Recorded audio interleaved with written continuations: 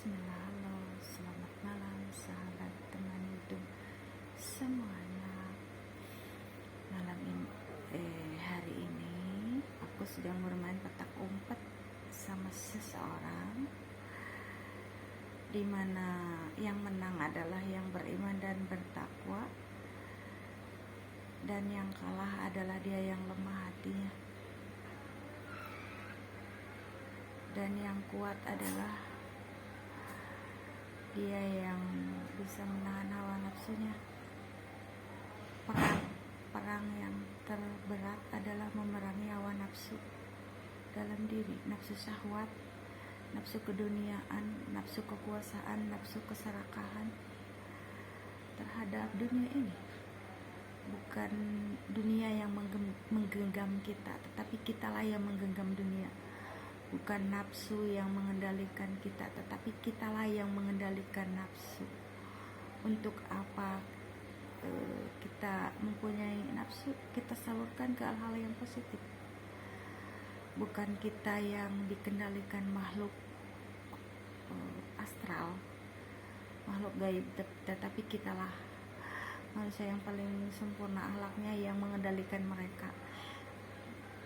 Tentunya mereka yang sangat sensitif dengan keberadaan makhluk astral tersebut, karena tidak semua manusia, bahkan hanya sedikit orang yang diberikan kepekaan terhadap makhluk-makhluk astral. Di sini aku akan bercerita ya, jika berdakwah kepada sesama mukmin ya, di dalam masjid, di dalam tablik akbar, itu sudah hal yang biasa. Tetapi ketika Allah menyuruh kita berdakwah untuk memperingatkan, tepatnya untuk memperingatkan kepada bangsa makhluk astral bahwa jangan pernah menyakiti atau mengambil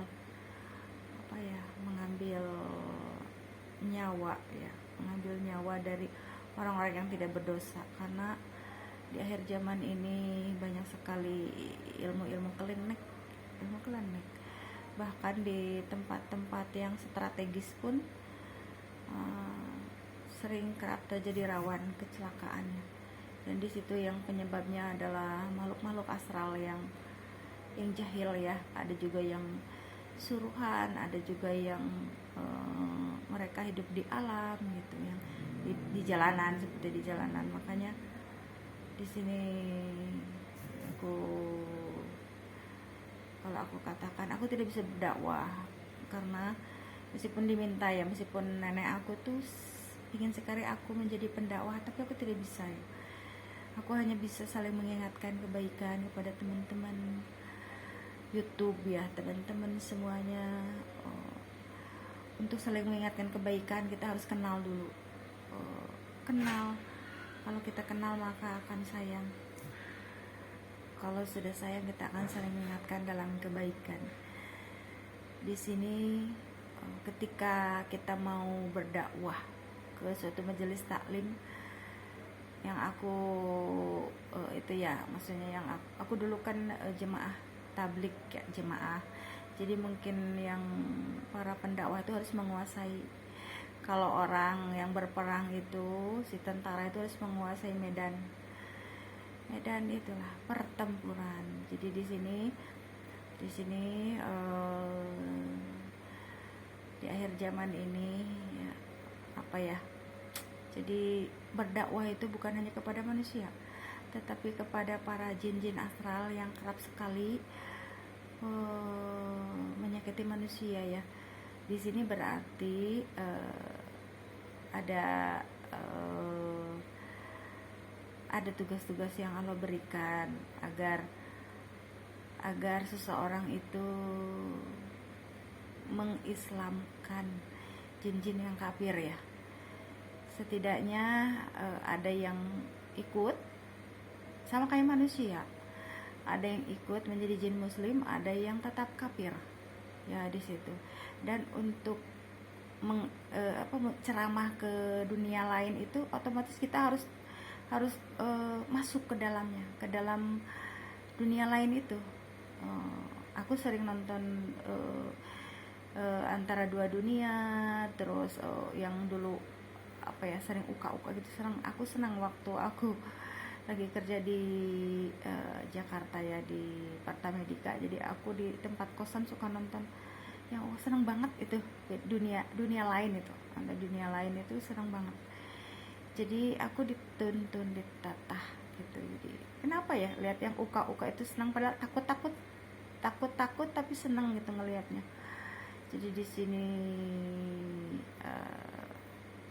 sini untuk masuk ke dunia dimensi lain berarti kita harus masuk untuk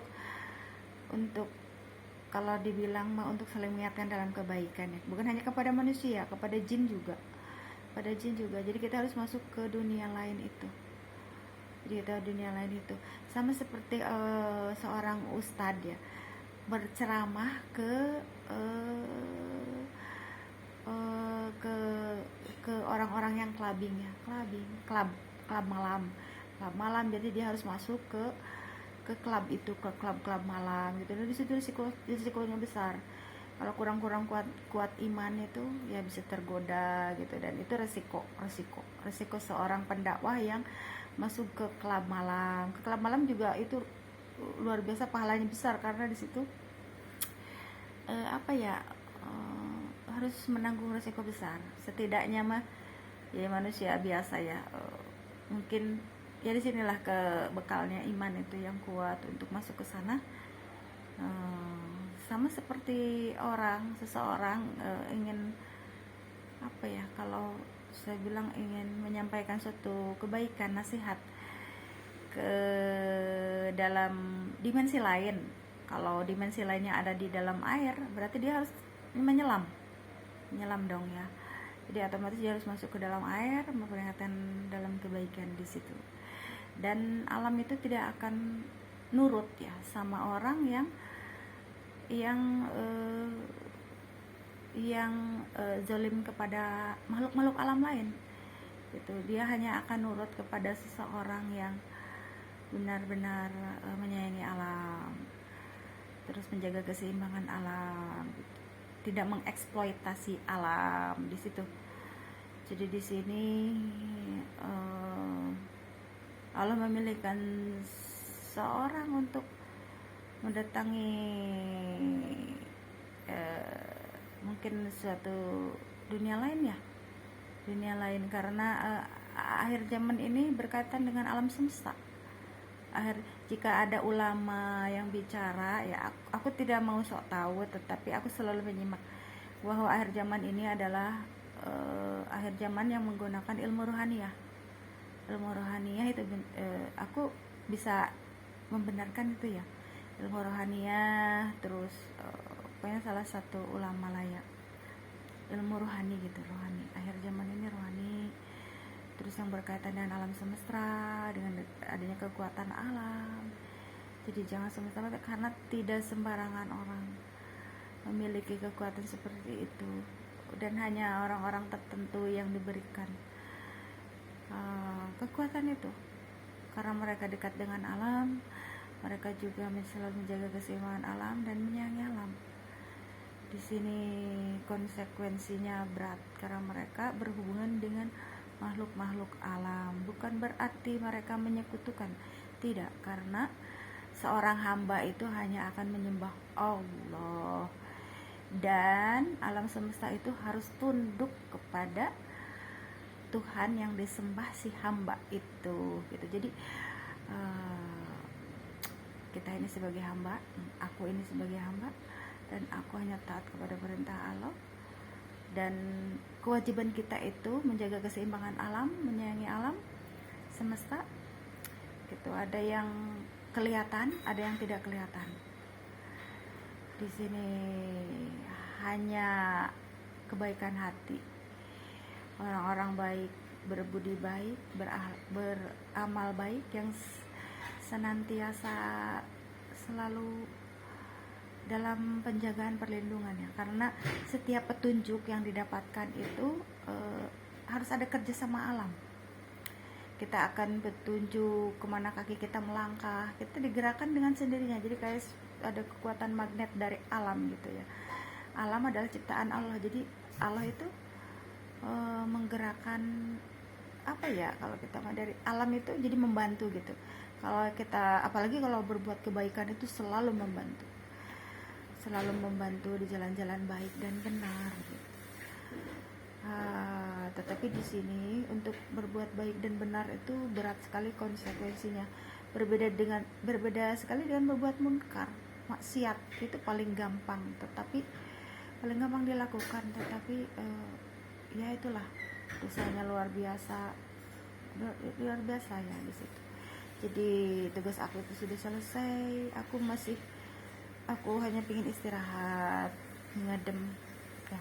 Tugas aku dituntun untuk membuat baju-baju sepulang umroh 2018 itu. Aku dituntun untuk membuat baju-baju Palestina yang indah ya. Aku merasa indah banget ketika memakainya tuh, aku merasa indah gitu. Aku merasa di dunia lain gitu. Ternyata itu buat aku pakai sendiri ya. Aku mendesain itu satu untuk diri aku gitu. Aku tidak tahu untuk apa. Yang penting ketika ada teman aku, salah satu temannya, ternyata ada yang tertarik. Itu kan hanya orang-orang unik aja sebenarnya. Aku membuat Palestina itu sudah satu set sama hijab dan gamis syar'inya. Ternyata buat aku tidak tahu kalau aku akan buka channel YouTube ya. Ternyata aku buat siar sekaligus pengibaran bendera kali ya. Maksudnya kita sebagai mukmin itu harus menyayangi tanah Palestina, itulah semuanya gitu di situ. Jadi cerita umroh 2018 masih terus berlanjut. Teman aku selalu menyimak ya, yang dari Pakistan. Aku menyapa Hafiz Ahmed, maksudnya Hafiz Ahmed itu Ghulam Ahmed ya, tapi aku kenal beliau juga gitu. Beliau menyimak kali ya perjalanan hidup aku sampai udah berapa tahun habis. Aku sempet tidak memegang HP karena takut. 1 tahun aku tidak memegang HP karena merasa takut juga, dan fobia, trauma terhadap sesuatu hal yang tidak perlu aku ceritakan. Dan beliau itu bukan orang sembarangan ya, Hafiz Ahmed. Terima kasih Hafiz Ahmed, Raja Kodri Pakistan. Terus itulah intinya di situ. Jadinya rame ya, awalnya dari situ. Jadi cerita hidup aku itu rame sekali. Aku seorang perawat tetapi harus berhubungan dengan dunia lain karena aku senang nonton uka kali.